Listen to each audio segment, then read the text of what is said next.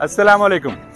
Daily marketing से मैं हूं आपका अपना होस्ट कामरान अहमद। आज हम आपको एक ऐसे शख्स से मिलवाने जा रहे हैं जो मेरे दिल का शहजादा है और उसका बचपना मेरे साथ बहुत ज़्यादा गुजरा है।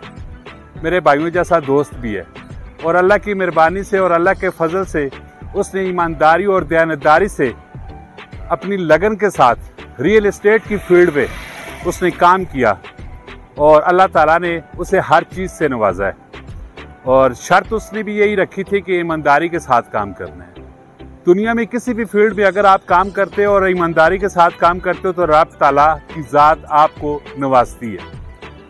तो सईद भाई उनका नाम है और सईद भाई की जो लाइफ है और उसके ऊपर हम बातचीत करेंगे और उनकी पर्सनालिटी के ऊपर बातचीत करेंगे और उनसे पूछेंगे कि आपकी कामयाबी का राज क्या है और क्या कुछ आपने किया है, और हम थोड़ा सा उनके साथ हंसी मजाक भी करेंगे। तो आइए आज हम आपको मिलवाते हैं सईद भाई से। ਹੁਣ ਤੁਸੀਂ ਆ ਗਏ ਹੋ ਤੇ ਖੈਬਰ ਸਿਟੀ ਤੇ ਆਈ ਹੈ